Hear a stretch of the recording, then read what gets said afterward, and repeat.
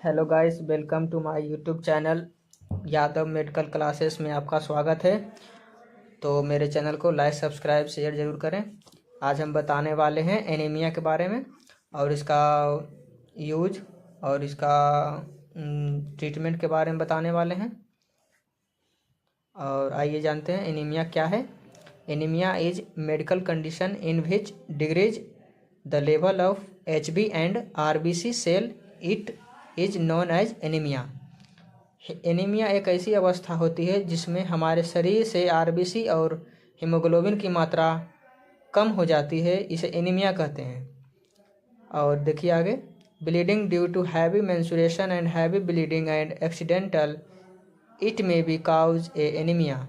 जब कभी किसी कारण से शरीर से रक्त बह जाता है तो यह एनीमिया हो सकता है, जैसे कि एक्सीडेंट होने पर, किसी सर्जरी के समय और मासिक धर्म के समय ज़्यादा रक्त के बह जाने पर। Anaemia also due to kidney disease because kidney produce erythropoietin hormones which help to formation of RBC। Kidney के खराब हो जाने पर भी एनीमिया होता है, क्योंकि किडनी एक विशिष्ट प्रकार के हार्मोन्स को बनाती है जिसे एरिथ्रोपोइटिन कहते हैं। यह हार्मोन्स RBC के बनने में सहायता करता है, इसी को एनीमिया कहते हैं। अब आइए जान लेते हैं इसका सिम्टम्स ऑफ एनीमिया का लक्षण क्या होता है। फैटिग मतलब थकावट होना, वीकनेस मतलब कमजोरी होना, पेल एंड येलो स्किन त्वचा का हल्का पीला रंग होना, चेस्ट पेन छाती में दर्द होना, डिजीजनेस चक्कर आना, इरेगुलर हार्ट बीट्स हृदय गति का बिगड़ जाना, और शॉर्टनेस ऑफ ब्रीथ सांस लेने में दिक्कत होना।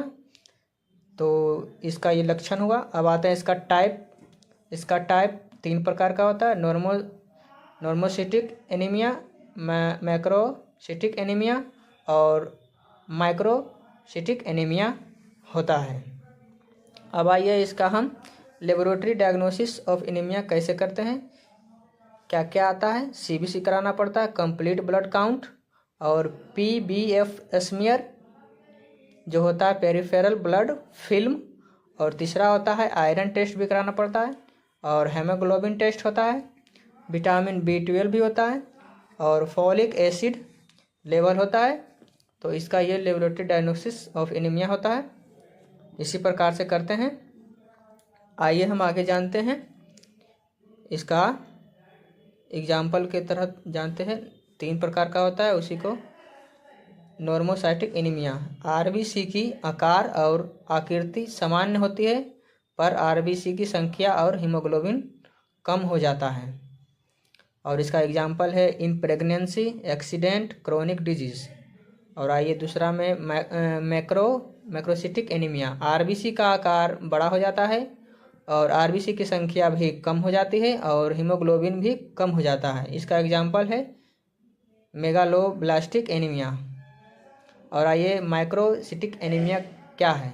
RBC का आकार छोटा हो जाता है और RBC की संख्या में भी कम आ जाती है और हीमोग्लोबिन भी कम हो जाता है। इसका एग्जाम्पल है आयरन डिफिशियंसी एनीमिया।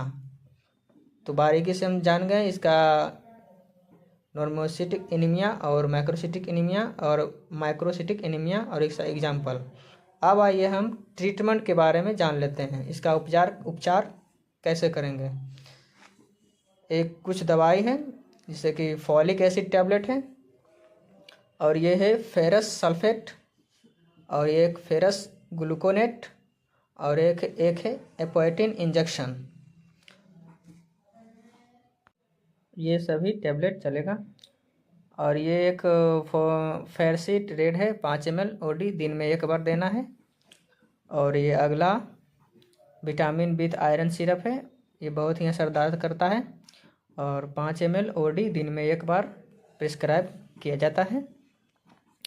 अगर आपको वीडियो पसंद आया हो तो मेरे चैनल को लाइक सब्सक्राइब शेयर ज़रूर करें, और अगर वीडियो से कोई सीख मिला हो तो लाइक सब्सक्राइब शेयर ज़रूर करें। बिना डॉक्टर की सलाह से कोई भी दवा ना लें, ये स्टूडेंट के नॉलेज के पर्पज़ से बना है ये वीडियो। धन्यवाद। Thank you.